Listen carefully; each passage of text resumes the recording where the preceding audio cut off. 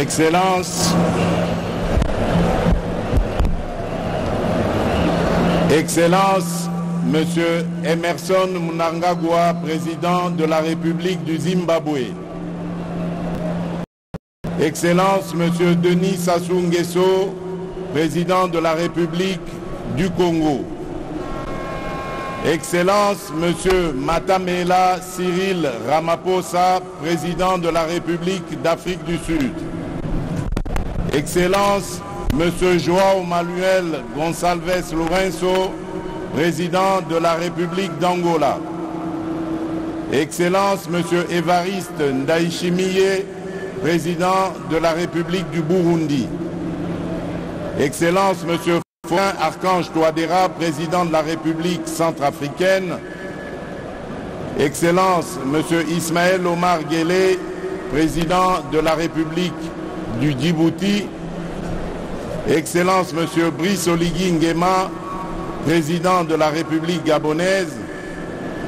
Excellences, Monsieur Adama Barrow, président de la République de Gambie. Excellences, Monsieur Nana Akufo-Addo, président de la République du Ghana. Excellences, Monsieur Oumaro Sissoko Ambalo, président de la République de Guinée-Bissau. Excellences, Monsieur William Samoei Ruto, président de la République du Kenya.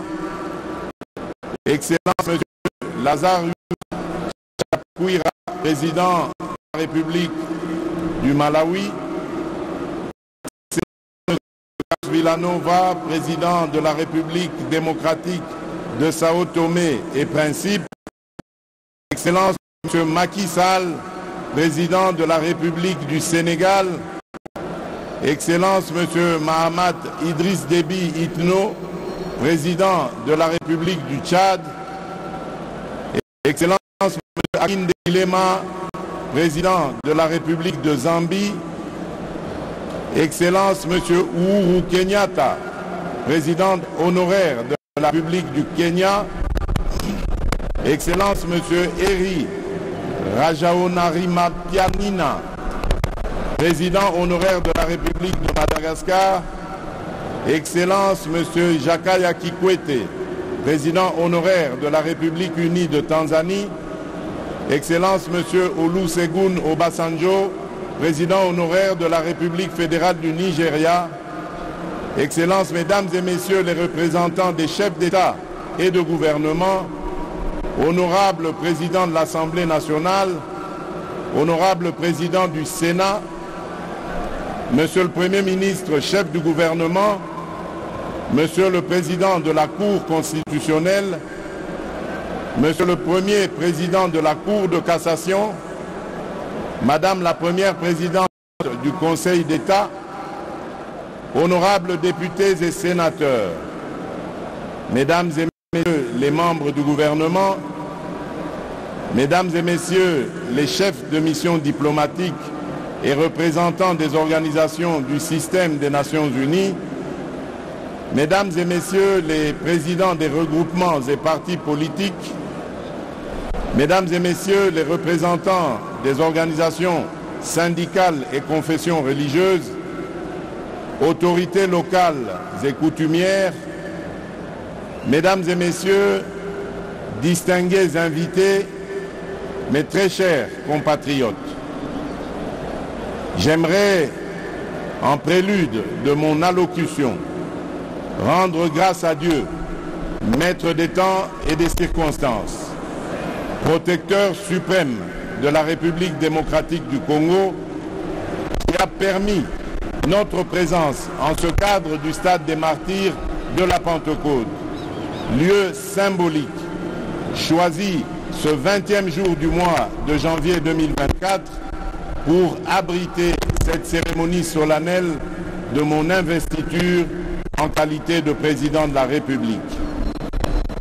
À nos hôtes venus nombreux, je voudrais dire que votre présence à cette cérémonie historique témoigne de votre appréciation de l'immense bond en avant que vient d'effectuer le peuple congolais sur le long chemin vers l'exercice souverain de la démocratie.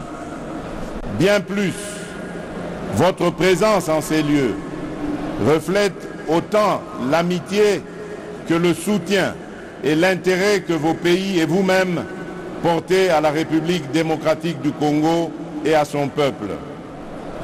Revenant sur cet exercice souverain et démocratique, je voudrais particulièrement exprimer, au nom du peuple congolais et au mien propre, mes sincères remerciements aux Nations Unies à travers sa mission de stabilisation pour la République démocratique du Congo, la MONUSCO en sigle, de même que la République arabe d'Égypte, ainsi que les républiques voisines du Congo et d'Angola pour l'appui logistique fourni à la Commission électorale nationale indépendante dans les dernières semaines précédant la tenue des scrutins.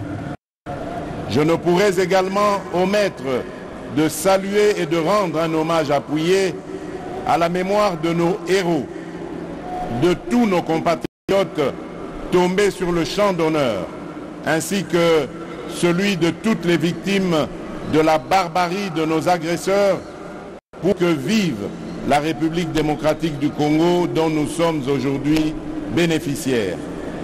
Par reconnaissance au sacrifice de nos héros et de nos martyrs, je vous prie de vous lever et d'observer un moment de recueillement en leur mémoire.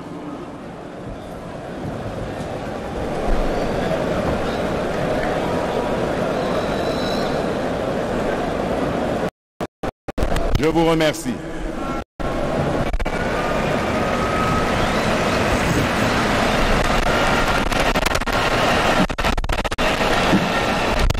Excellences, Mesdames et Messieurs, distingués invités, face à ses responsabilités et devant son histoire, le peuple congolais a posé le 20 décembre 2023, par l'exercice de son droit de vote, un acte à la triple symbolique.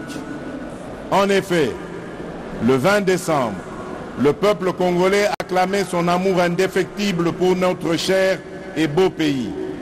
Il a réitéré son profond attachement à la démocratie et aux valeurs républicaines qui le transcendent. Tout comme il a préservé par cet acte l'héritage nous légué par nos pères fondateurs, dont le sacrifice consenti pour notre liberté demeure le socle de notre loi fondamentale. Appelé à opérer librement son choix parmi les différentes offres qui lui étaient présentées, le peuple congolais souverain primaire a opté dans sa plus grande majorité pour la consolidation des acquis glanés du combat auquel je m'étais solennellement engagé le 24 janvier 2019 lors de ma première investiture, celui de garantir le mieux-être de chaque citoyen et citoyenne de la République démocratique du Congo, de préserver leur dignité et de restaurer leur fierté d'appartenir en tout temps et en tout lieu à notre chère et belle nation. Le peuple congolais m'a renouvelé sa confiance dans la foi et la volonté que se poursuive l'émergence d'un Congo fort, ambitieux, conscient de ses potentialités et avide de progrès. Un Congo plus uni, plus fort et plus prospère. Mes chers compatriotes, ce résultat que nous célébrons ce jour a bénéficié de plusieurs apports spécifiques que je m'en voudrais de ne pas mettre en exergue. Ainsi, je salue chaleureusement ma famille politique et mes compagnons de lutte de l'Union sacrée de la nation, structure qui inclut mon parti, l'Union pour la démocratie et le progrès social.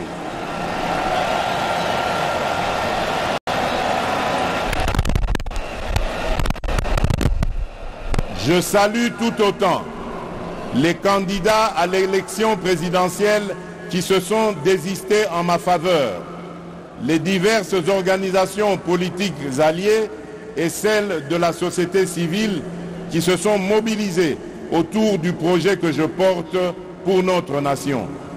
Chacun a fait sa part et ma reconnaissance va à vous tous.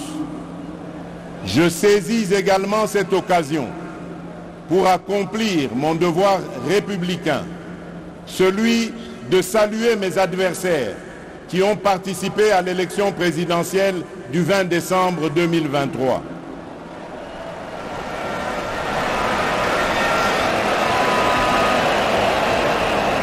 Ne dit-on pas que plus le combat est dur, plus la victoire est belle? Vous êtes donc, mesdames et messieurs, une composante consubstantielle à l'événement de ce jour et vous avez à juste titre votre place dans la gouvernance de notre pays. En ma qualité de garant de la cohésion nationale, j'y veillerai, au même titre que j'exhorterai au Parlement d'assurer l'effectivité du rôle de porte-parole de l'opposition que cette dernière voudra bien désigner conformément à la Constitution. Mes très chers compatriotes, je vous ai entendu et saisissant la gravité de cet instant, en prenant Dieu ainsi que l'instance à témoin, c'est avec un immense honneur, fort de votre plébiscite et revigoré de votre confiance renouvelée, que je consens à relever cet énorme défi dont je viens d'être à nouveau investi, celui de présider à la destinée de notre pays pour un second mandat. Chers compatriotes, j'ai appris à communier avec vous et à mieux vous connaître dans ce qui vous anime autant que dans ce qui constitue le lot des attentes et préoccupations. J'ai conscience des attentes que peuvent susciter le chômage, la création d'opportunités d'emploi pour les jeunes, les femmes ou encore les personnes vivant avec handicap.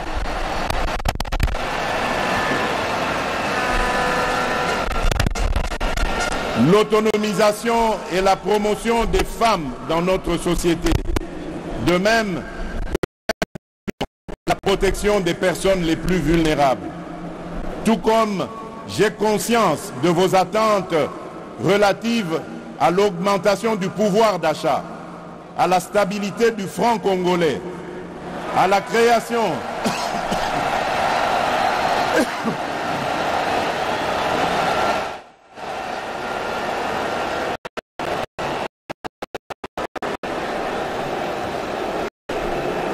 je disais, tout comme j'ai conscience de vos attentes relatives à l'augmentation du pouvoir d'achat, la stabilité du franc congolais, la création d'une véritable industrie qui pourra concourir à la réduction de la dépendance de notre économie aux importations, notamment celle des biens et des produits de première nécessité. Au-delà des questions relatives à l'emploi, à la cohésion nationale, à l'économie nationale et à la monnaie, le renforcement de l'État dans sa capacité à sécuriser la population et ses biens, à éradiquer l'activisme terroriste et les groupes armés qui sévissent dans la partie orientale de notre pays, à protéger avec plus d'efficacité nos frontières, à assurer la défense ainsi que la sauvegarde des intérêts de notre pays partout où ils sont discutés, sont là autant de sujets qui aujourd'hui nourrissent vos préoccupations. Ces préoccupations pour lesquelles des actions visibles ont été réalisées au cours du précédent mandat et qui continueront d'être au centre de l'action gouvernementale sous mon impulsion et au moyen de ma vision. Une vision mieux une ferme prédisposition pour l'action, déclinée à travers les 6 engagements contenus dans le projet de société que je vous ai présenté au moment de solliciter vos suffrages. Ce nouveau quinquennat aura ainsi pour objectif, premièrement, de créer plus d'emplois en accélérant la promotion de l'entrepreneuriat, notamment celui des jeunes, et au moyen d'une approche volontariste inspirée de nos réalités sociétales. Deuxièmement, de protéger le pouvoir d'achat des ménages en stabilisant le niveau de l'inflation et en maîtrisant le taux de change. Troisièmement,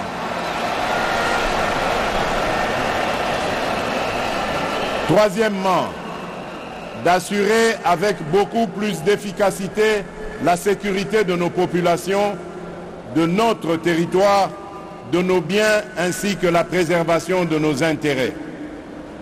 Au moyen d'une restructuration profonde de notre appareil de sécurité et de défense et par la poursuite du renforcement de notre diplomatie. Quatrièmement, de poursuivre la diversification de notre économie et d'accroître sa compétitivité en optant pour la transformation de nos produits agricoles et miniers bruts sur notre sol. Cinquièmement, de garantir plus d'accès aux services de base en veillant à l'extension des programmes tels que ceux de la couverture santé universelle, de la gratuité de l'enseignement et du PDL 145 territoires. Et enfin, sixièmement, de renforcer l'efficacité de nos services publics. Ces engagements résument ma détermination à offrir des solutions pragmatiques par la force de la volonté et de la mobilisation des énergies de tous pour la création de plus d'emplois pour les jeunes à la sortie de la formation et pour les personnes en sous-emploi, la maîtrise du coût de la vie et la garantie de la sécurité des citoyens où qu'ils vivent. À ces engagements s'ajoute l'épineuse question du désenclavement de nos territoires, dont la solution en termes de financement vient d'être rendue possible, notamment grâce à l'affectation prochaine de fonds issus de l'enveloppe obtenue dans le cadre de la renégociation du projet SICOMINE et qui devrait atteindre un montant global de 7 milliards de dollars américains. À cette question épineuse se pose-t-elle aussi celle du développement des chaînes de valeurs agricoles et de l'assainissement de nos villes, 3 défis qui constitueront les 3 initiatives présidentielles prioritaires de ce nouveau mandat. Mes très chers compatriotes, l'expression de vos suffrages et le renouvellement de votre confiance à mon égard interviennent dans une période critique de l'histoire et où de nombreux défis pèsent sur notre devenir collectif. D'abord, sur le plan national, les efforts fournis dans la sécurisation de nos concitoyens et dans la sauvegarde de notre intégrité territoriale se retrouvent mis à mal par les velléités obscures de certains États voisins, d'acteurs extérieurs ou internationaux, avec la complicité lâche de certains des nôtres. En effet, nonobstant votre vigilance, le sacrifice et la bravoure de nos vaillantes forces de sécurité et de défense, les menaces se veulent résilientes. Et pour beaucoup, alimentées par la trahison de certains Congolais qui, sans scrupule et sans la moindre considération humaine et patriotique, s'allient à l'ennemi pour faire couler le sang de leurs propres frères et sœurs congolais. Toujours sur le plan national, se pose le défi de la sauvegarde de notre cohésion nationale qui ne peut se faire qu'au moyen du renouvellement et de la consolidation de notre vouloir vivre collectif. Un vouloir vivre collectif où seront bannis les fléaux de la haine, du tribalisme, du clanisme et de toutes les antivaleurs qui aujourd'hui minent le développement de notre pays. Bref, un vouloir vivre collectif comme valeur sacrée que nous léguerons entière aux générations futures. Ensuite, sur le plan international, se dresse le défi de l'intégration régionale et du développement de notre continent pour lequel notre pays, la République démocratique du Congo, a significativement contribué et, fort de son potentiel, se veut aujourd'hui, plus qu'hier, un acteur incontournable, mieux, un catalyseur. Enfin, se pose-t-il le défi du réchauffement climatique pour lequel notre pays se veut être une solution au regard de ses potentialités naturelles qui ne sont plus à présenter, tout comme le défi collectif de la préservation de notre existence commune face aux idéologies du chaos et à la folie meurtrière qui n'épargnent aucune nation ni aucun pays.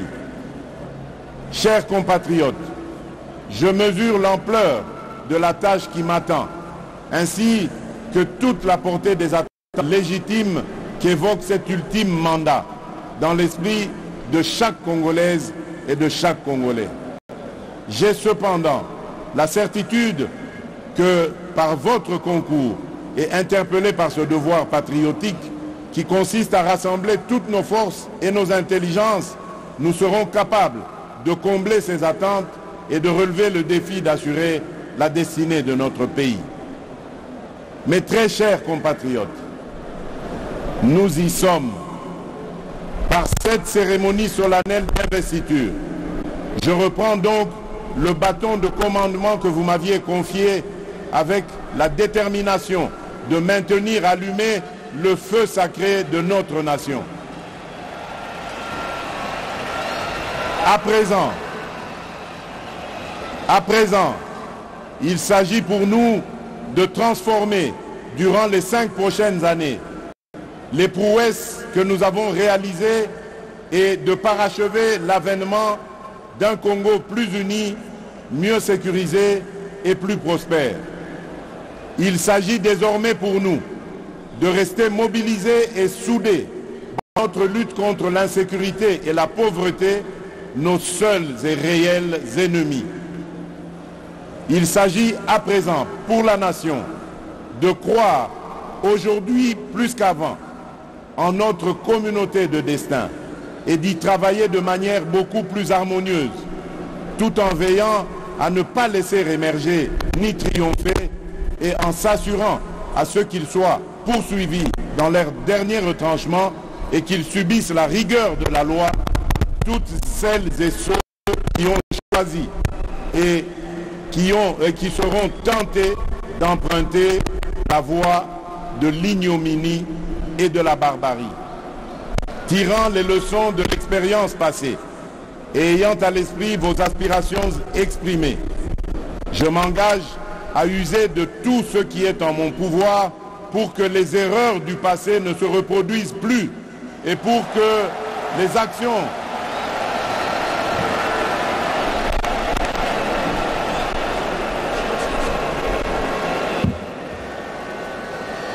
Je disais, tirant les leçons de l'expérience passée et ayant à l'esprit vos aspirations exprimées, je m'engage à user de tout ce qui est en mon pouvoir pour que les erreurs du passé ne se reproduisent plus et pour que les actions nécessaires à l'avancement de notre pays soient promptement prises. C'est à cela que j'engagerai le gouvernement qui sera formé une fois la majorité dégagée. D'ores et déjà, j'appelle tous les animateurs des institutions publiques, à quelque échelon que ce soit, toutes les citoyennes et tous les citoyens à un sens élevé de patriotisme, afin que notre rêve commun à tous de voir notre Congo dans toute sa splendeur devienne une réalité. Mes très chers compatriotes, désormais investi de la charge suprême de la République, je me tiens en ces lieux pour sceller avec vous ce nouveau contrat marqué du sceau de vos sacrifices, de vos aspirations, de votre vitalité et de votre clairvoyance. Aujourd'hui, plus que jamais, vous avez démontré à la face du monde, par la force de votre dignité, de votre courage, de votre résilience, de votre vigilance et de la lueur de la flamme patriotique qui jaillit en vous, qu'un Congo transfiguré est né. Excellences, messieurs les chefs d'État et de gouvernement, Excellences, mesdames et messieurs les représentants des chefs d'État et de gouvernement, honorable président de l'Assemblée nationale, honorable président du Sénat, monsieur le Premier ministre, chef du gouvernement, monsieur le président de la Cour constitutionnelle, monsieur le premier président de la Cour de cassation, madame la première présidente du Conseil d'État, honorables députés et sénateurs, mesdames et messieurs les membres du gouvernement, mesdames et messieurs les chefs de mission diplomatiques et représentants des organisations du système des Nations Unies, mesdames et messieurs les présidents des regroupements des partis politiques, mesdames et messieurs les représentants des organisations syndicales et confessions religieuses, autorités locales et coutumières, mesdames et messieurs, distingués invités, mes très chers compatriotes, aujourd'hui, une nouvelle ère est née, une ère de maturité, incarnée par les valeurs républicaines de paix et de justice, une ère de progrès, débarrassée de ceux qui jadis nous minaient, une ère magnifiée par le labeur, l'action juste et consciencieuse des filles et fils de notre mère patrie, une ère transcendée par le serment renouvelé de ne jamais trahir le Congo et son peuple et de propulser plus haut l'étendard de notre chère et belle nation. Enfin, l'ère du renouveau, lancée par un quinquennat que rien ne détournera de sa volonté de réaliser une République démocratique du Congo plus unie, plus en sécurité et plus prospère pour la postérité. Que vive la démocratie, que vive le peuple congolais, que Dieu bénisse la République démocratique du Congo, son peuple et tous ceux qui l'ont choisi comme pays de résidence. Je vous remercie.